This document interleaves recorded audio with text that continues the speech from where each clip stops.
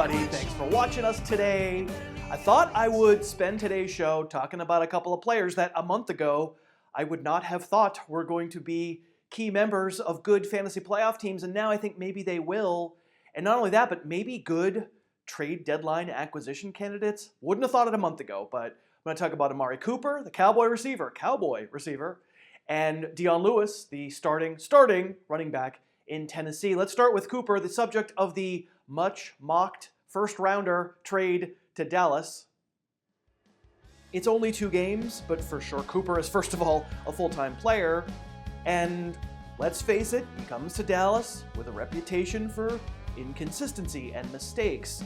Raider fans and fantasy fans alike got frustrated with the disappearing acts that were, I don't know, apparently without explanation. We'll talk some about that. But listen, what I'm going to show you here with Cooper in a Cowboys uniform has almost uniformly been great.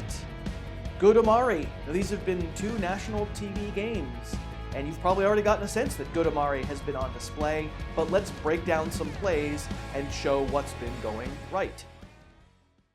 So I'm going to show you the route running in a minute, and that's really what rostering, trading for, and or starting Cooper is all about, the fact that he knows how to get open some of the time. But I wanted to show you this from Sunday night because it was gutsy. This is a really good play, converting a third down deep inside his own territory, taking a hit he knows is coming to make a play. It's overstating the case to say he was always a soft player in Oakland, because it's not fair. But he did leave that impression sometimes. So I wanted to show you this first. I think we're seeing the Amari Cooper who tries.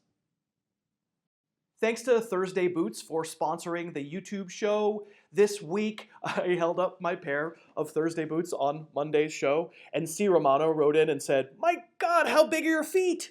Yeah, it's a trick of the camera. They're not like 8 times the size of my head. But these are my actual Thursday boots. These are the natural captains. I absolutely love them. I've had these exact boots for like 3 years. I wear them twice a week. They're fantastic.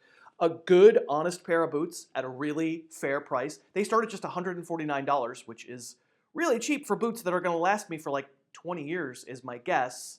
You can find a link in the show notes below me to go over to Thursday Boots and get yourself a pair. I can really recommend them. They're American-made. They're a really great sponsor of mine. So if you've been thinking about getting a new pair of boots as winter approaches, I really recommend them. We're back at it with Amari Cooper, and I think we just want to show you a montage here over these past 2 games. Most of these plays are catches, so the TV crews showed close-up replays of Cooper getting open. And you know, I've been a sucker for Amari Cooper these past few years, always ranking him like a fantasy starter, always taking the cheese, and being wrong about half the time. But when you watch his quickness in and out of breaks, the way he separates at the top of routes, I think you at least understand why I tended to be such a defender and therefore such a sucker. You know, this guy is rare athletically. It's what made him a high NFL pick. It's what led to a great deal of success with the Raiders, even if the ride was always bumpier than the end numbers looked. And it's why the Cowboys were willing to pay so much to get him as the centerpiece of their pass offense. He's just a different dude than your run-of-the-mill route runner. But yeah, that's awesome, Harris. Thanks, showing us good Amari Cooper plays. We know, there are a lot of those. It doesn't explain why he's tormented Raider fans and fantasy owners for several years, so let's see if we can dig into a little bit of what's going on there. There's a notion out there that Cooper is somehow too bumpable, and that if you play tight man coverage against him, he's going to struggle. It's not what I see. I'm taking it back to Raider days here. He's lined up wide left, and the corner here wants to play press, and I don't think you'd say that Cooper struggles to get open against a corner who's standing right in front of his face here. Similarly, he's wide right here, and his old buddy from the Titans game, Malcolm Butler, pressed way up close in the red zone with less room to go for a go route. And that's just filthy stuff from Amari Cooper. It's not bump and run coverage, but he's certainly up in his face, and it is a touchdown. So what about actual bump coverage? The fact is, it's not that common in the NFL anymore. And for instance, I picked this Charger game from this year, week 5 this year, in which Cooper had 1 target and 1 catch. Here he's lined up outside right. Is there a little physicality here from the defensive back? But sure, I think Cooper gets past it. Same alignment, he's wide right. This isn't bump and run either. There isn't that much actual physical contact made with Cooper in the first 5 yards when I watch him on film. I mean, here, is there contact after 5 yards? Is Casey Hayward making illegal contact? Maybe, but I think this is the kind of coverage that people mean when they say being physical with Cooper is what works. Going right up to the line of what the rules allow, maybe stepping over that line a little bit, and maybe Cooper doesn't have a great skill set to fight through essentially when he's being interfered with. But honestly, Cooper's problem in Oakland this year was stuff like this. So he's slot left, and well, he's uncovered there for a little bit. At the last minute, a linebacker goes out there to cover him. It's a linebacker, and he runs his route, and he is open. And Derek Carr checks it down because there's something wrong with Derek Carr. Too much of the time, he never even looked Amari Cooper's way. So I think what this means is I'm taking the cheese one more time on Amari Cooper. And I know it makes me feel like a total sucker, but I watch this kind of quickness and frankly this kind of workload away from Oakland and think, okay, well this is the dude that I thought we were getting all this time. Now, one thing I did not show you on film, you don't need to be shown, you've seen it enough, are the Amari Cooper drops. And I don't think that he's going to suddenly stop dropping it because the magnetism is stronger in the state of Texas. Drops are probably coming.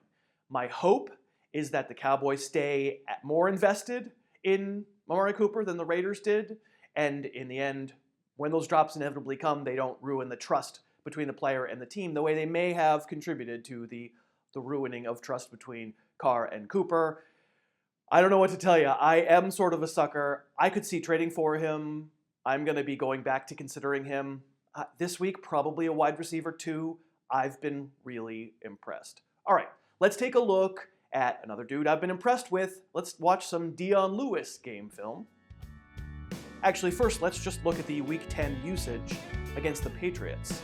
There's going to be a tendency to look at the box score and see 2 more touchdowns for Derrick Henry and 4 touchdowns the past 2 weeks and scream from the rooftops, he's back. Our giant running back is back. And all I can say about that is Henry's second touchdown was in the 4th quarter of a blowout game where he ran a wildcat snap. And the first 3 quarters, the snap count was 42 for Dion Lewis and 9 for Derrick Henry. David Fluellen got hurt in that game, but David Fluellen got a series before Derrick Henry did. I can't tell you for sure, it's going to always stay this way. At the moment, from what we're actually observing, this Titans job purely belongs to Dion Lewis.